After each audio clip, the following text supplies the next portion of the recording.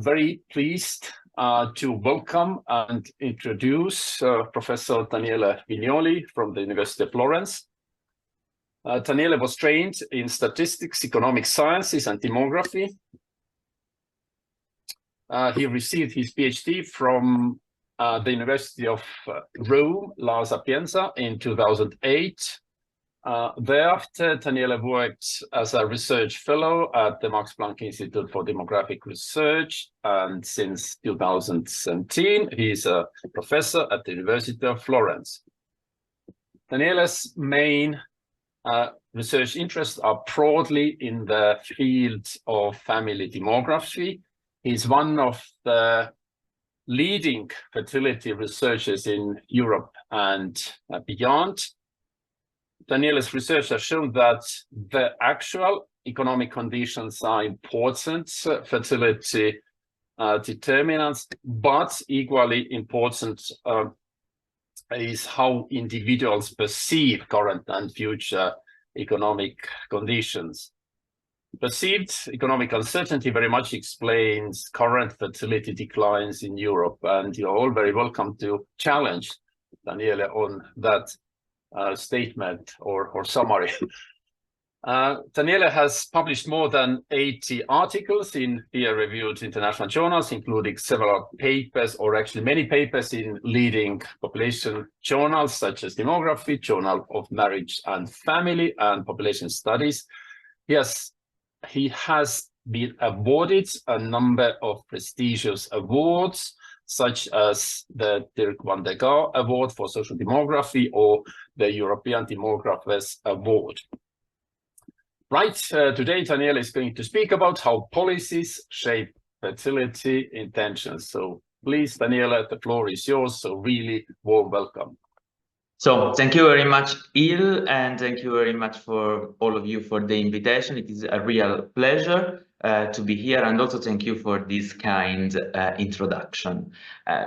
True, in the last years, I have been working quite extensively on uncertainty, on perceptions, but today I really would like to present you some new findings on much more concrete correlates of fertility, and in particular, I really would like to share with you some new findings about family policies and fertility in this moment in which fertility is declining extremely strongly everywhere in Europe. So it is really a hot topic at the moment, as I'm showing you in a while.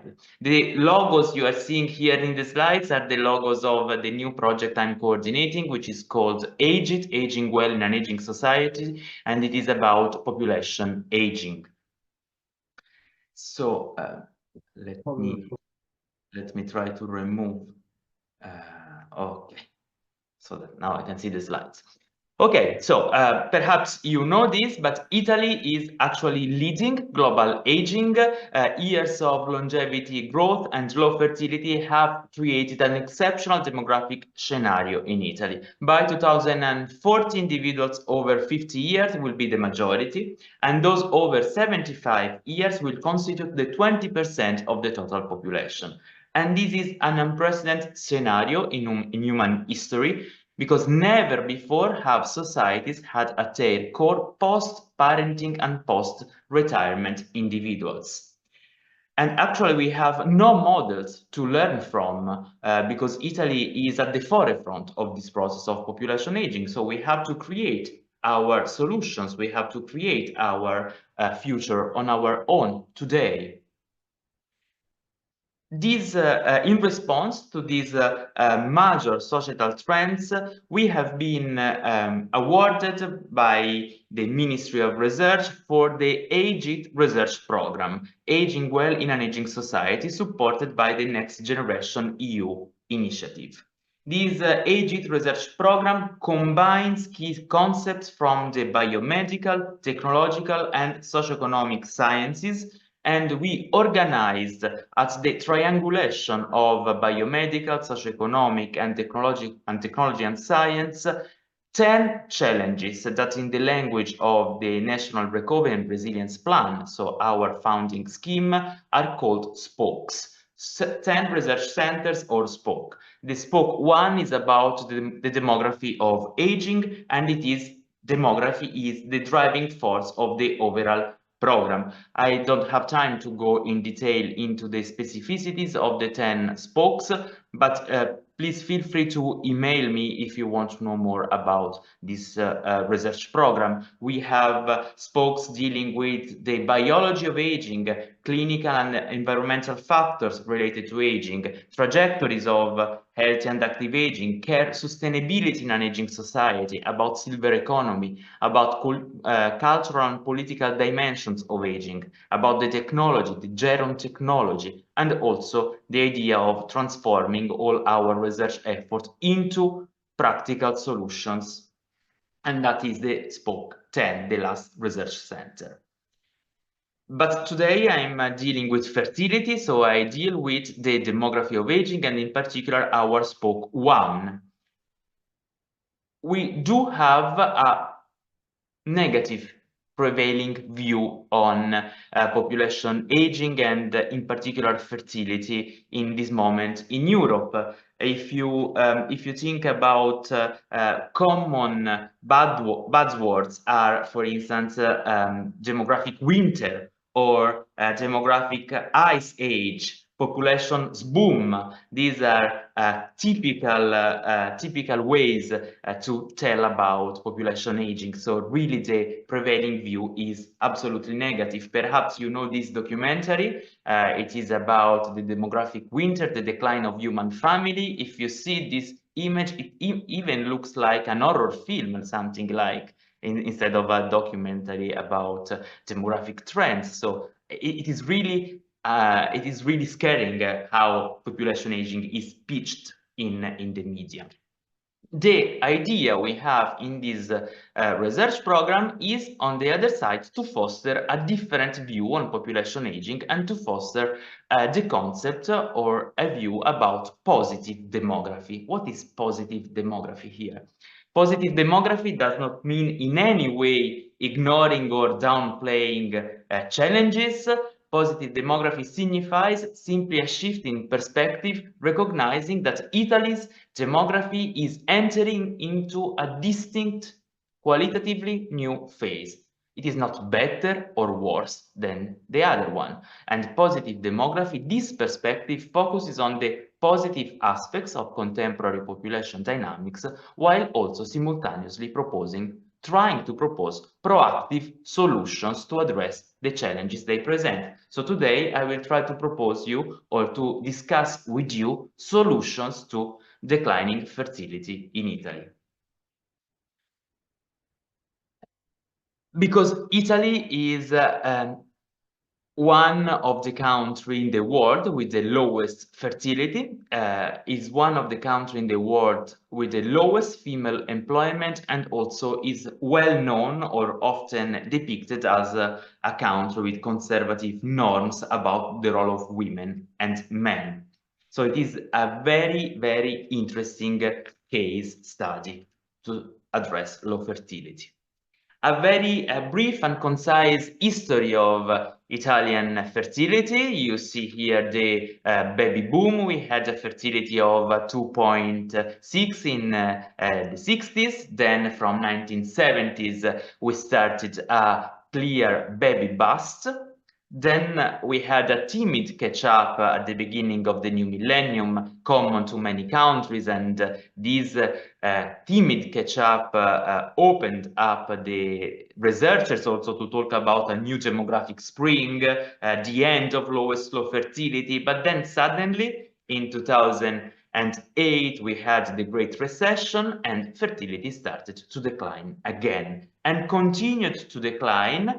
We are now in the time of uncertainty, I think, in a time in which it is increasingly difficult to plan the future and indeed to plan a family. And the new estimates for fertility for 2023 were just released. Now fertility is 1.2 in Italy, meaning we are extremely close to the record low fertility of 1995.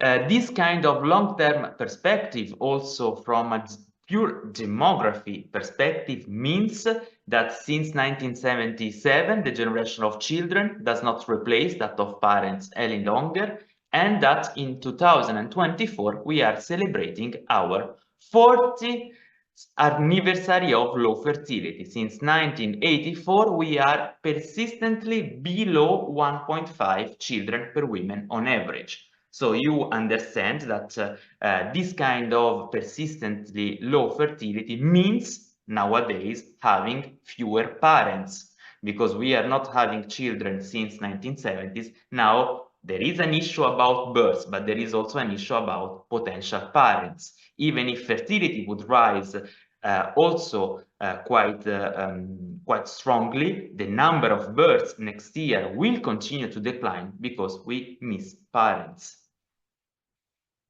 And if we move from fertility to birth, what is most popular in the media, you see that the situation is a number of births that are now below 400,000. Not only we miss potential parents, but we are also facing an aging within the group of potential mothers. The number of women aged 40 to 49 are increasing, while are decreasing women between 20 to 24 and 30 to 34, where fertility is usually concentrated, especially the 30 to 34 group. So this is our demographic context. Before starting to talk about policies, I think it's very important to have this in mind, because any family policy will then have to deal with also this demographic context. And low fertility in Italy is really also internationally relevant. We have a lot of discussion about low fertility in Italy, and newspapers around the world are discussing about that. How can we think in terms of family policies and fertility? Policy strategies can generally be categorized into two broader strands. First of all, pronatalist approaches that they focus on fertility-centered policies, such as financial incentives like baby bonuses or tax breaks, or more structural approaches like access to childcare and wider social policies ensuring stable employment careers or adequate housing. So these are two potential approaches. Then, of course, we also need a mix of the two. But if we want to divide into two groups, these are the two approaches, and our Prime Minister does not have any doubt about which approach is better, and they are all moving towards pronatalist approaches to address the low fertility problem in Italy. I don't know whether you see this, you don't see the source, but this is a recent paper by three demographers, and these are the countries with a stated aim to rise fertility. And as you can see, the countries in the world with a stated aim to rise fertility are nowadays increasing. And our Prime Minister, Giorgia Meloni, the leader of the right-wing party, Fratelli d'Italia, and also our Prime Minister, as I said, in her speech at the Budapest Demographic Summit, highlighted the demographic challenges faced by Italy and Europe, emphasizing the need for a cultural change to address declining birth rates. She attributed these challenges to the cultural attitude hostile to the family and rejected the need for immigration to compensate for the declining births.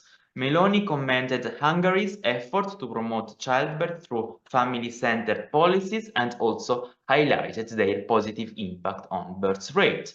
So what she ended up in the Italian budget law for 2024, we have, she introduced a baby bonus of 1,000 euros per birth.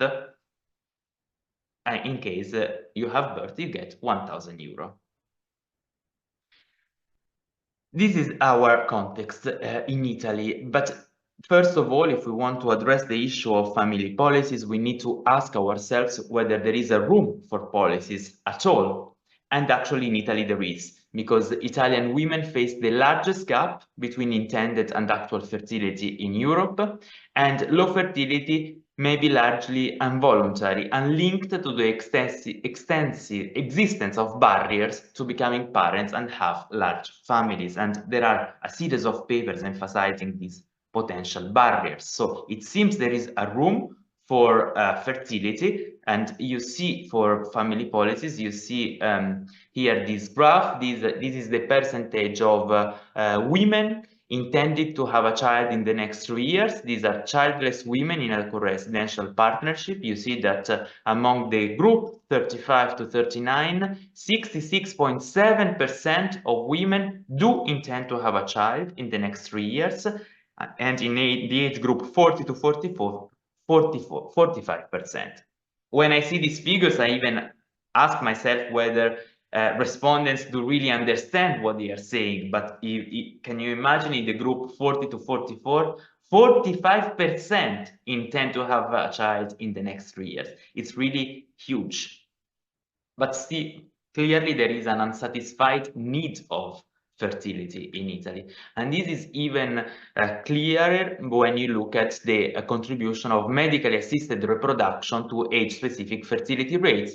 This is the first country-level estimate about the contribution of medically assisted reproduction to age-specific fertility rates. We wrote the paper in the context of our project, and actually medically assisted reproduction contributes to 3.7% to Italy's total fertility rate in 2022. It was just 2% in 2013. Among women aged 40 and more, medically assisted reproduction contribution to total fertility rate doubled to 16.2% in 2022. It was 8.6% in 2013. And if you look at the total fertility rate of first order, it reaches 31%. Means that now in Italy, among women aged more than 40, 1 child out of 3 is born with the contribution of medically assisted reproduction. This also proves that there is an unsatisfied need of fertility and that couples are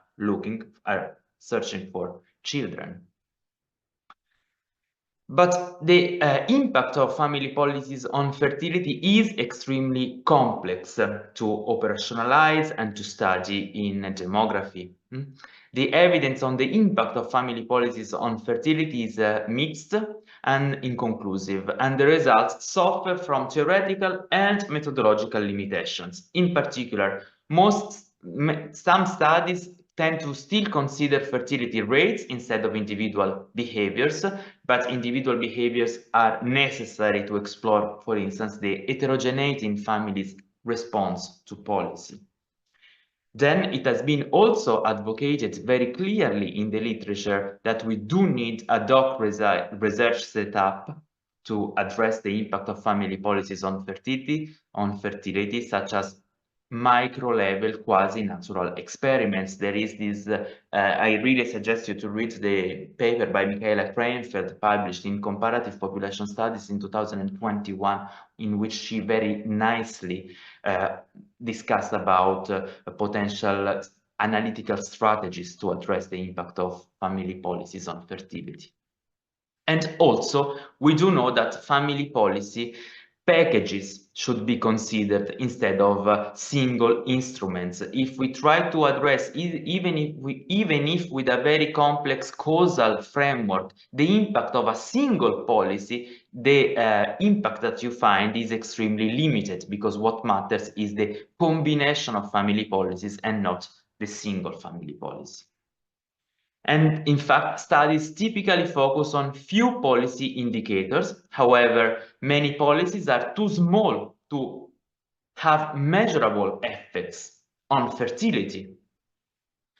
And I also, when I was reviewing and studying the literature on family policies, I ended up again in this paper by Ian Noem in 2008 in Demographic Research that I still think is the best paper on family policies, and fertility is very compact, is very concise, but everything is in that paper. And Ian Noem concluded by arguing that a holistic approach is advisable regardless of the method of analysis one uses, whatever it is, a plain verbal description, hazard, or linear regression, or yet another method. So we do need a holistic approach when we look at family policies and fertility. Also, very well explained in the paper by Ian Noem is that family policies may only have a supportive impact on childbearing behavior on those families that are, using a Bourdieu approach, a Bourdieu wording, in the position to conform. And also, Gerd Neyer and Gunnar Andersson emphasize very clearly that family policies operate on two levels, the level of facts and also the level of perceptions. So also the perceptions of family policies are crucial in this discourse. And so we also need to see not only the actual instruments, but also what they signify for the present and future life courses, how individuals do perceive family policies. Actually, based on these theoretical premises, we worked on a paper to address the role of family policies on fertility in Italy. The paper is entitled Can Policy Reforms Enhance Fertility and Ex-ante Evaluation Through Factorial Survey Experiments? You can find the paper within this working paper, but we have been also very recently accepted for publication into an important journal, so the paper will also soon be out in a polished and updated version. Which is the aim of the paper? The paper aims to provide a sort of ex-ante evaluation of the efficacy of possible policy reforms through factorial survey experiments. Factorial survey experiments are a sort of multivariable experiments in which subjects are asked to imagine themselves into specific scenarios. And then we ask, if you would be in that scenario, what would you do?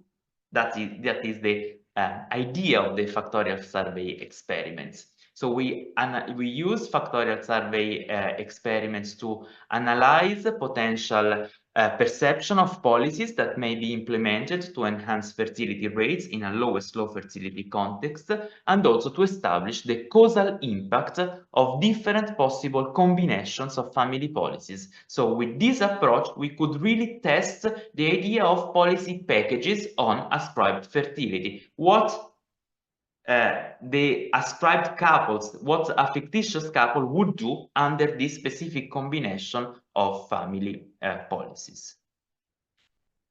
And also we are able with this approach to analyze the heterogeneity in the perceived efficacy of family policies based on couples' income and partners' employment and also parity. We concentrate on policies that target parenthood, and in particular on those policies that are more closely related to fertility, parental leave policies, childcare services, and child benefits. These are essentially the policies that respond to the needs of families in terms of time, money, and services, and they also constitute the core of the welfare state policies when we talk about fertility, and they are usually referred to when we think in terms of family policies, we think in terms of parental leave, childcare, and child benefits. So we focus on these three. Why using a factorial survey experiment from a pure methodological perspective? Because experiments tend to ensure internal validity. Respondent reactions to randomly assigned vignettes reflect variations in the vignette only and nothing else. Because to single item questions, vignettes allow for generating fictitious situations with several varying dimensions, so we can really reproduce the idea of policy packages. And why we are referring to a fictitious couple instead of asking respondents directly to imagine them in with specific situations of family policies? Because referring to a fictitious couple, we are reducing social desiderability bias, for instance, in terms of the two-child norm. We do have more plausible evaluation of counterfactual scenarios. For instance, it's very difficult for a person having a child imagining themselves into in a childless situation, or in a situation with two or more children. And also, by referring to a fictitious couple, we are also downplaying the influence of person-specific contingent situations. We can really rule out some additional confounders. The methodology, we collected the data of our experiment between December 2022 and February 2023. Usually experiments are conducted with very small samples. This is not our case. We do have a sample of 4,000 respondents. We targeted individuals in a union, married, cohabiting, or living apart together, aged 20 to 44. And we also have 5 years age classes, region of residence and education as quotas. So this is not a probabilistic sample, but we are ensuring representativeness in terms of age, region, and education combined by sex and type of union. We do set quotas for that. And we manipulate in our experiment several dimensions. We manipulate 3 dimensions related to a couple situation, both partners' employment, whether they had a child, and the household income. And we also manipulate, as I said, financial transfer, childcare services, and parental leaves. These are the dimensions of our experiment: parity, childless versus those who have at least 1 child, employment, dual earner couples versus couples in which he only works with a permanent job, household income, it is based on the number of earners in the couples and is low, medium, or high. Then we have financial transfer. The baseline level is based on household income, and the baseline level is based on the actual policy in Italy. And then we doubled or 3 times financial transfer in the in other vignettes. Then childcare services, we have few places or only available part-time versus full-time childcare availability. And also parental leave. We have the actual policy in Italy versus additional 10 months of paid parental leave versus 5 months of compulsory leave for both partners.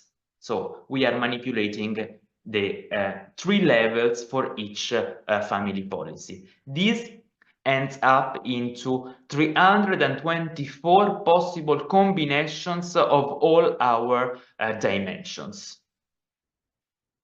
And this is how the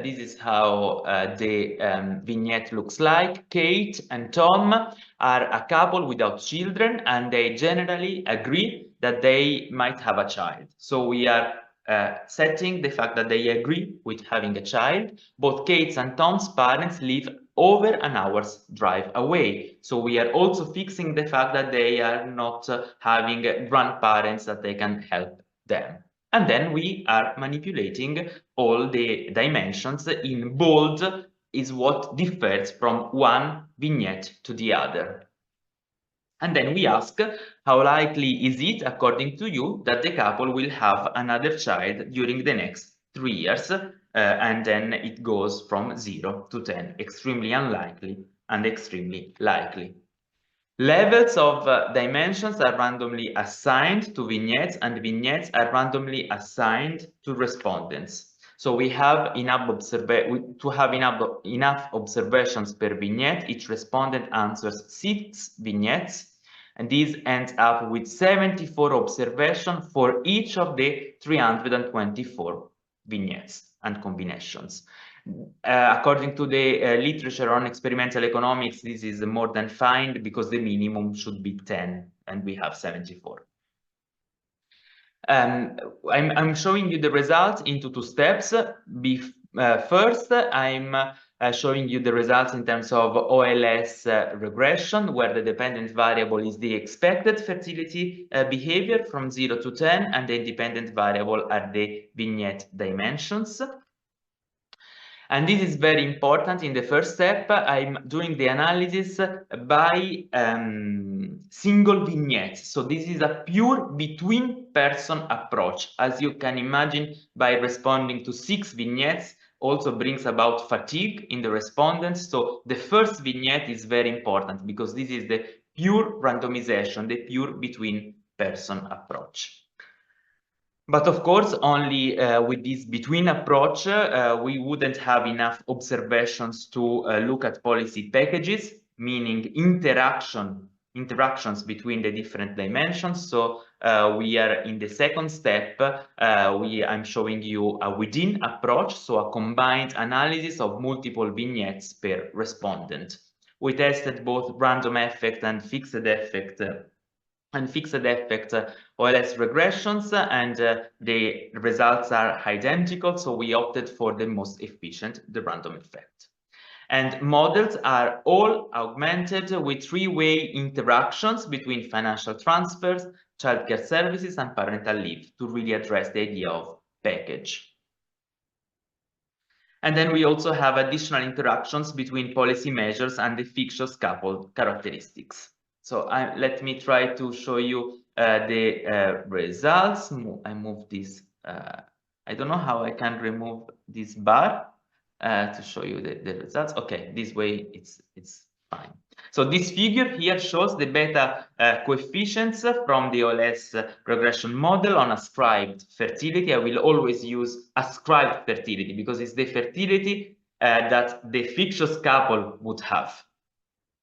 Separately for each vignette, vignette 1, vignette 2, vignette 3, these are all separate models, and the coefficients illustrates differences in the predicted ascribed fertility compared to the reference category, which is the red line. If we look at the first dimension, the couple's employment, results show a substantially higher ascribed fertility when both the men and the women in the fictitious couple work, around 1.5 points for both men and women, in the scale from 1.5 in the scale from 0 to 10. The second dimension is household income. When the fictitious couple has medium or high household income, respondents score about the respondent scores about the couple's ascribed fertility is higher, 0.5 to 0.5 to 1 increase for the medium household income, and 1 to 1.5 increase for the high income, both among men and women. The remaining figures here are for family policies. As you can see, especially when compared to the effect of employment and income, results on family policies point to small to moderate effects of each family policy instrument on the fictitious couple reported fertility. And actually, they are not on the same level. The only policy dimension that seems more impactful is the availability of childcare in a full-time manner from 8 a.m. to 5 p.m. But now let us move into the combination of family policies. In this second part of the analysis, we combined all the vignettes and ran sex-specific random effect models to test whether and to what extent policy levers interact with one another in ascribed fertility. These figures show variation in the predicted ascribed fertility and holding constant one of the dimensions. For instance, look at the childcare. As you see, I'm holding constant low childcare availability, medium childcare availability, and high childcare availability, and I let the other 2 dimensions vary. And the L, M, and H indicate low, medium, and high level of the other family policies, so they are sorted in an ascending order. What we can see here looking at childcare, starting from men and looking at the graph with childcare levels held constant, you can see that the lines are relatively flat. Once you fix childcare, the lines are relatively flat. And if you look at the lowest ascribed fertility, you see that it increases by level of childcare. So this means that childcare availability plays a chief role in shaping the ascribed fertility for men, while the contribution of the other two dimensions is relatively smaller. Then, conversely, if you look at the graph with parental leave policies held constant, the slopes are steeper, meaning that and also the lowest ascribed fertility intentions does not essentially change. This means that parental leave schemes are not particularly effective in changing ascribed fertility. For women, we tend to find very similar pattern, even if differences between policy effects are slightly less pronounced compared to those for men. This implies that women attribute some degree of efficacy to all types of family policies compared to men. Nevertheless, similar to our findings for men, relatively flatter lines are obtained when childcare availability is held constant, confirming that the single policy dimension with a larger effect on ascribed fertility is childcare availability. And then this is the last figure I would like to show. These are differences in the predicted ascribed fertility between the best case scenario, in which all policies are high, and the worst case scenario, all policies are low, by combination of the fictitious couples characteristics. Among men, family policies seem to matter the most when the fictitious couple economic situation is more fragile. Indeed, we find that the largest difference between the two scenarios when only Tommaso works and the household income is low. For instance, if both Tommaso and Caterina work and the household income is high, a change from the worst to the base case scenario in family policies would increase would increase ascribed fertility by only 0.9. And actually, we note only small discrepancies by parity. If we move to women, this pattern emerges less clearly and only when the fictitious couple already has a child. We find a difference in the predicted ascribed fertility of second birth between the best case scenario and the worst case scenario only when Tommaso works, the income is low, and they had a child. And importantly, and this also is 1.28 points when both work and the household income is high. Very interestingly, when we look at women, female respondents seem to anticipate the potential relevance of family policies when she is employed as well in the fictitious couple. So in this specific combination, the difference in the predicted ascribed intentions of a first child between the best and the worst case scenario is 1.57. So we do find actually quite degree of variation between the worst and the best case scenario based on the couple's situation. Summarizing our findings. Our results show that each of the family-friendly policies we considered in the experiment positively impacts ascribed fertility, but the availability of full-time public childcare services seems more relevant than higher child benefits, and more generous and gender-equal parental leaves are perceived as less relevant. However, and we should really keep this in mind, our results suggest that only a consistent mix of financial benefits, parental leave schemas, and childcare provisions can potentially boost fertility. And marginal changes in single policy instruments are most likely ineffective. To be even more concrete, considering the policy dimension perceived as the most relevant, childcare services, vignettes in which the other policy dimensions are set at their current level, where the fictitious couple can access full-time public childcare, means ascribed fertility higher by only 0.8 points compared to the baseline. And even a simultaneous shift from low to high levels of the three family policies has been found to increase ascribed fertility only by 1.4 points. So improving the Italian family policies to the levels we are expecting here in our scenarios requires a substantial increase in public spending, and actually this also may produce very small effects on total fertility.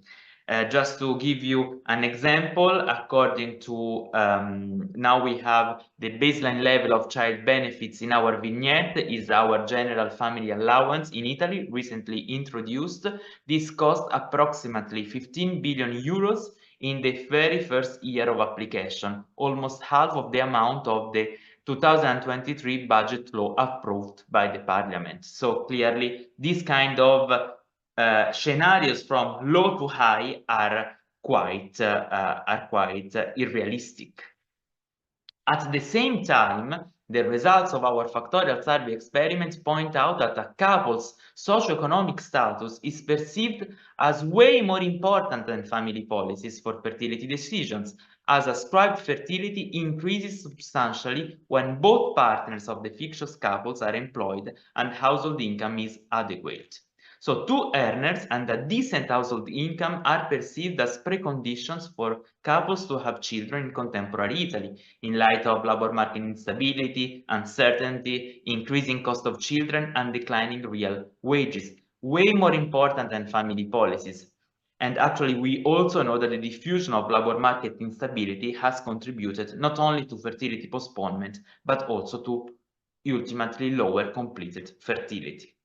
This is, I think, the key first take-home message. The second one is that coming back to tradition of gender roles is not a stimulus for fertility. We have higher fertility when both partners of the fictitious couples are employed.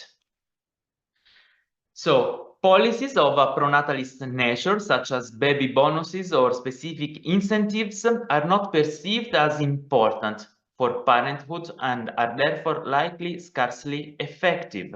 What matters instead are aspects of a more structural nature concerning the entire life course, particularly the economic independence of couples. Having two sources of income and having decent standards of living is considered essential for fertility choices. So we do need structural interventions and not pronatalist policies, and actually structural intervention to improve the well-being of couples, which may eventually lead to childbearing if desired. So we will have also within the project a replication of our experiment, not on fertility, but on the subjective well-being of couples and see the impact. And I really would like to conclude that we want also to expand the evidence base from other contexts, and fertility is falling also elsewhere in Europe. Only a couple of days ago, the ONS released the latest figures on births and fertility in England and Wales,